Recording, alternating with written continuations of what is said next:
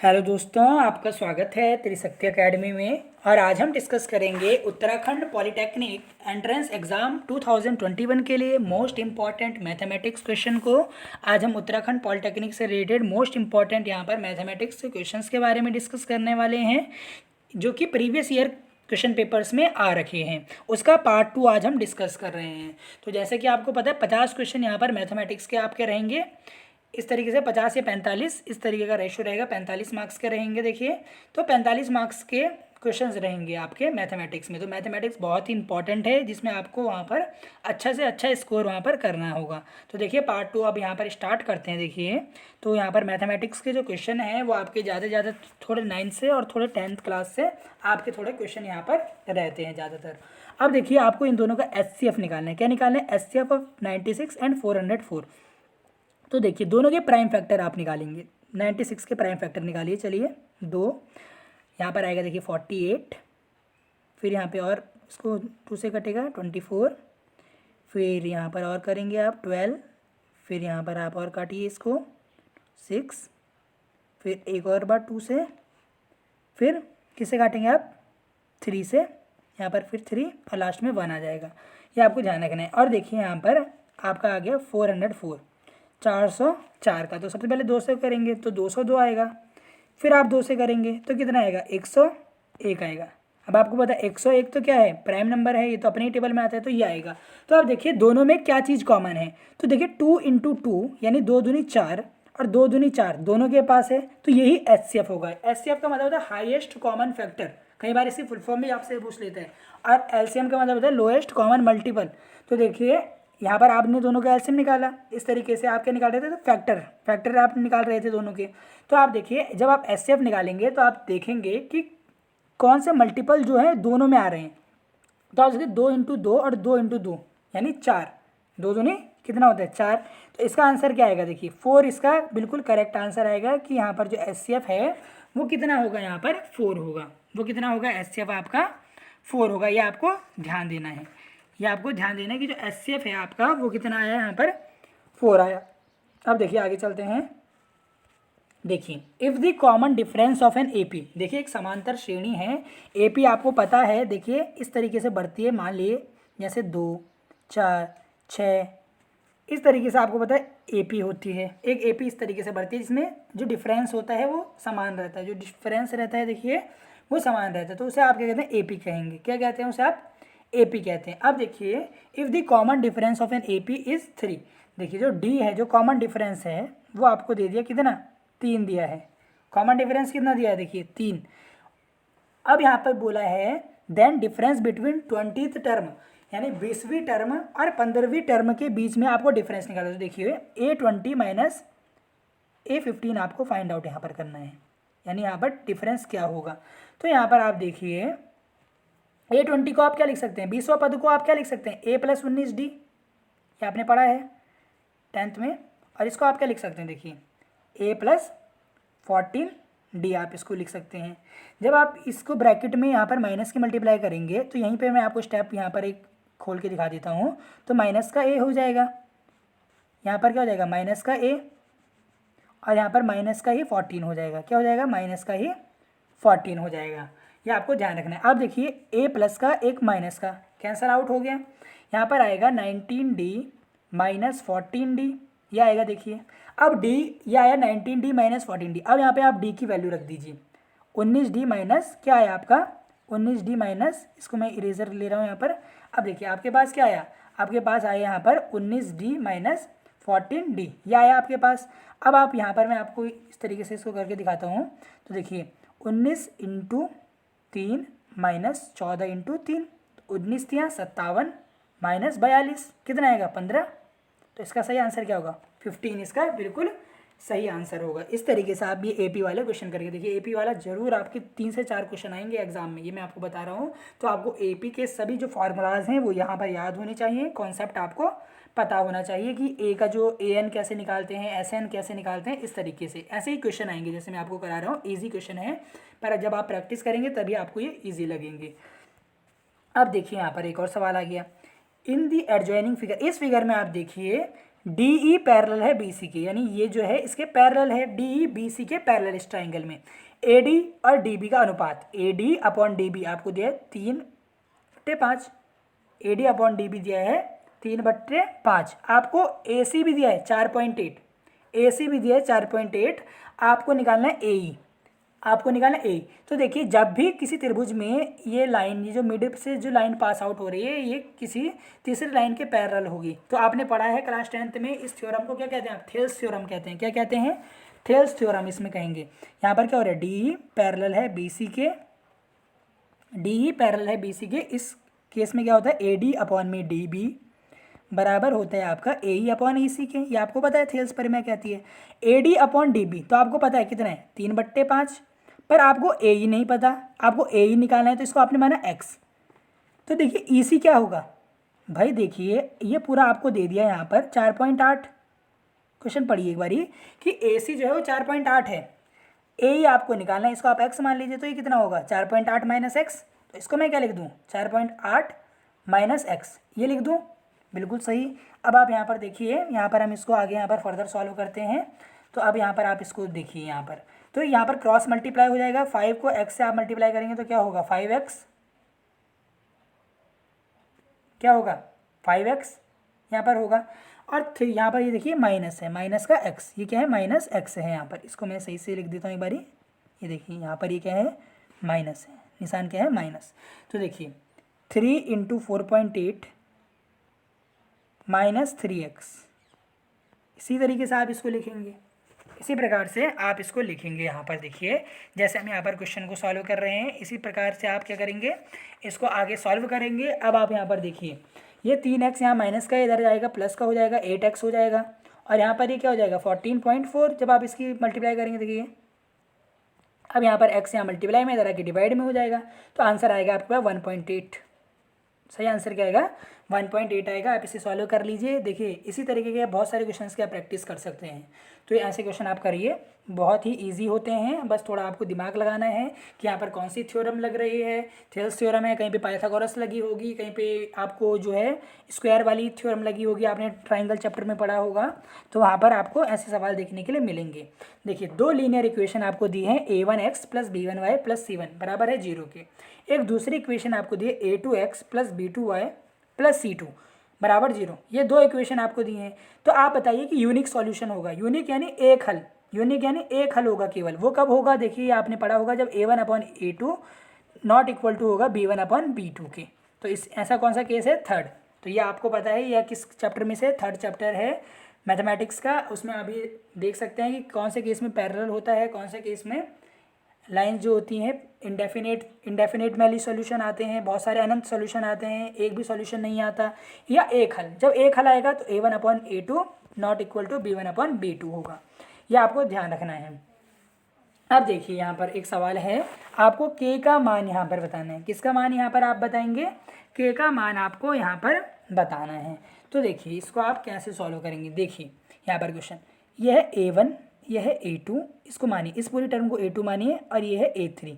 इन्होंने कहा कि ये तीनों term a1, a2, a3 AP में है। किस में है? ये AP में। Then the value of k is, तो जो k है उसका मान क्या होगा?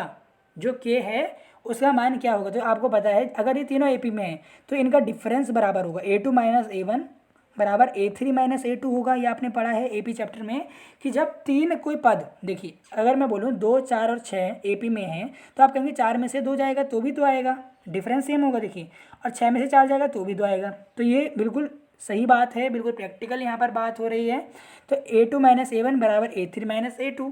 अब आप यहाँ पर देखिए a2 क्या है? यहाँ पर देखिए यहाँ पर a2 क्या है? 2k - 1 माइनस k बराबर a3 क्या है? 6 माइनस 2k + 1, ये है।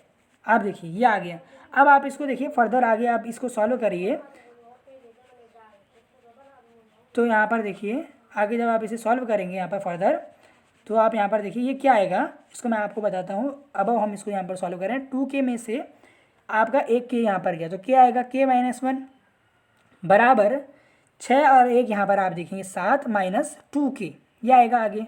अब इसको मैं फर्दर आगे इसको सॉल्व करता हूँ, इसको मैं इरेज कर देता हूँ। ये देखिए इस तरीके से ये आपके पास आया आगे।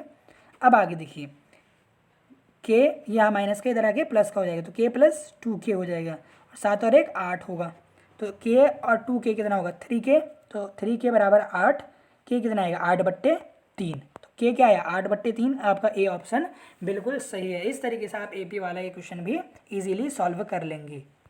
अब आगे बढ़ते हैं। देखिए ये क्वेश्चन बहुत ज़्यादा एग्जाम में मोस्ट इंपॉर्टेंट, आप इसे लिख लीजिए।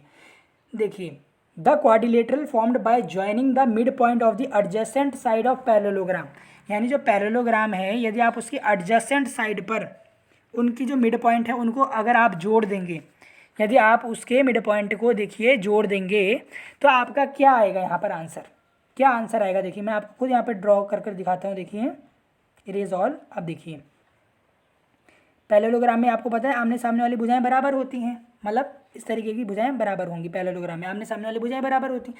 वो कह रहे हैं यदि हम इनके मिड पॉइंट को मिला दें, यदि हम इनके मिड पॉइंट, ये जो मिड पॉइंट हैं इनके, यदि हम इन पॉइंट को मिला दें तो कौन सा क्वाड्रिलेटर आपके पास बनेगा। ये देखिए आपका जो क्वाड्रिलेटर बनता है यहाँ पर वो आपका होता है रोम्बस। क्या बनता है यहाँ पर रोम्बस, जिसे आप समचतुर्भुज कहते हैं हिंदी में। क्या कहते हैं समचतुर्भुज, समचतुर्भुज आप इसे कहते हैं। देखिए ये आपको ध्यान रखना है यहाँ पर। तो ये अच्छा सवाल है, एग्जाम में आ सकता है। यहाँ पर देखिए पॉलिनोमियल से भी इस तरीके के क्वेश्चन आपको बहुत ही ज़्यादा देखने के लिए मिलेंगे। इन्होंने कहा if alpha and beta are the zeros of the polynomial, अगर अल्फ़ा और बीटा जीरो है पॉलिनोमियल की, कौन सा पॉलिनोमियल है आपके पास, पॉलिनोमियल है 2x² - 7x + 3, ये आपके पास पॉलिनोमियल है। ये आप ध्यान दीजिए 2x² - 7x + 3। इसमें इन्होंने कहा आप हमें बताइए α² + β² क्या होगा, α² + β² क्या होगा। तो इस केस में मैं आपको बताऊँ, सबसे पहले आप अल्फ़ा प्लस बीटा निकाल लीजिए और अल्फ़ा इंटू बीटा निकालेंगे। सबसे पहले देखिए अल्फ़ा प्लस बीटा क्या होगा -b/a, -b यहाँ पर क्या है माइनस का साथ, ये प्लस का हो जाएगा तो 7/2 हो जाएगा। अल्फ़ा इंटू बीटा क्या होगा, अल्फ़ा इंटू बीटा क्या होगा c/a, यानी 3/2 क्या होगा 3/2 होगा। Alpha plus beta alpha into beta, ये आपको पता चल गया। ठीक है, अब ये पूछ रहे हैं यहाँ पर α² + β² क्या होगा। अब आप देख रहे हैं यहाँ से तो आंसर नहीं आएगा, तो आप यहाँ पर a + b का होल स्क्वायर लगा दीजिए। अल्फ़ा प्लस बीटा का होल स्क्वायर यहाँ पर लगाएंगे तो क्या फॉर्मूला आएगा α² + β² + 2α इंटू बीटा, ये आपके पास आंसर आएगा। तो अब यहाँ पर देखिए इसको मैं ऊपर वाले को इरेज कर देता हूँ इस प्रकार। अब यहाँ से हम इसको ऊपर यहाँ पर सॉल्व करते हैं। देखिए अब आपको इतना समझ में आ गया ये फॉर्मूला कैसे आया। अल्फ़ा प्लस बीटा का होल स्क्वायर, a + b का होल स्क्वायर आपने लगाया, क्यों, क्योंकि यहाँ पर आपको α² + β² पूछा, ये चीज़ आपसे पूछी है।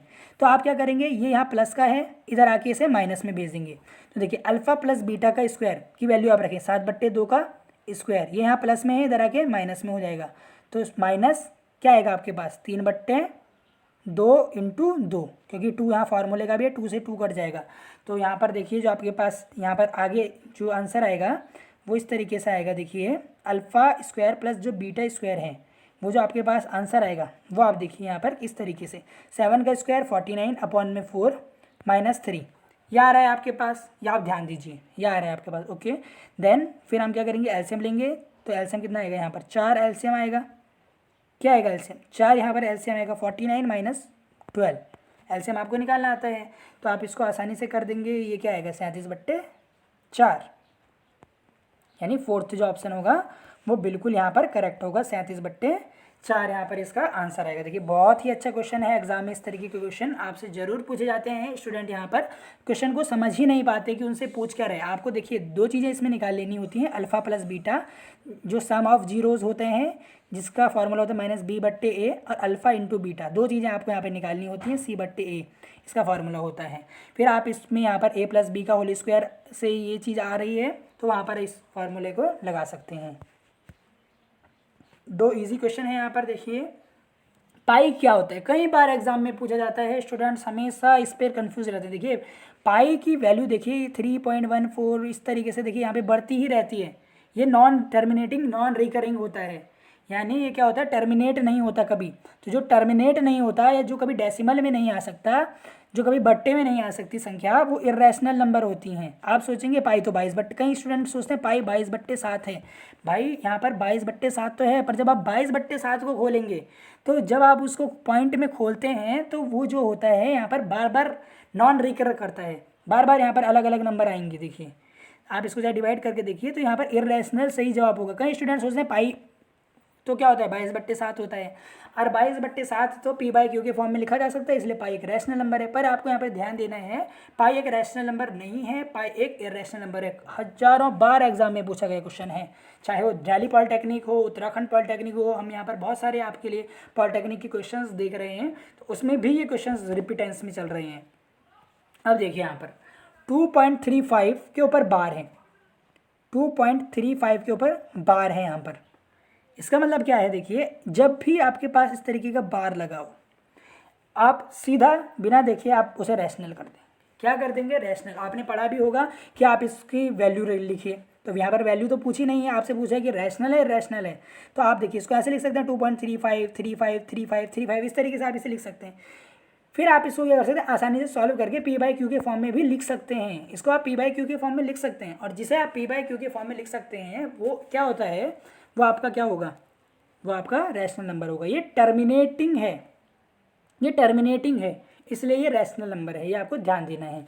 तो इसी के साथ देखिए आज हमने जो है 10 से 11 यहाँ पर क्वेश्चन डिस्कस किया। आज भी एग्जामिनेशन आप देख रहे हैं, क्वेश्चन पेपर से ही ये क्वेश्चन हमने लिए हैं जो आपके एग्जाम में यहाँ पर आ रहे हैं। बहुत ही यहाँ पर इंपॉर्टेंट क्वेश्चन हैं देखिए।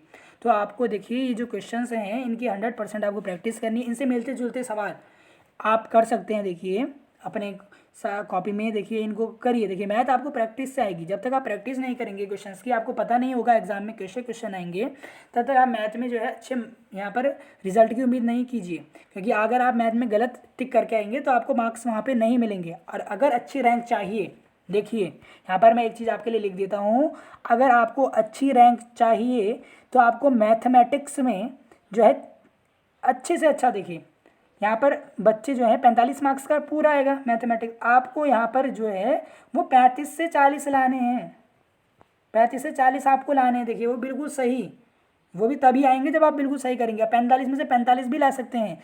क्वेश्चन का लेवल देखिए इतना कठिन नहीं रहता है, पर स्टूडेंट जो है जल्दबाजी में जो है सवाल को गलत कर देते हैं।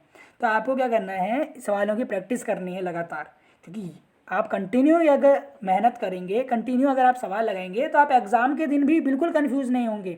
और आपकी मैं यहाँ पर श्योरिटी के साथ कह रहा हूँ, अगर आप सारे सवाल जिस तरीके के हम कर रहे हैं उससे ज़्यादा लेवल के क्वेश्चन आपके नहीं आएंगे पॉलिटेक्निक में, ये मैं आपको बता दूँ।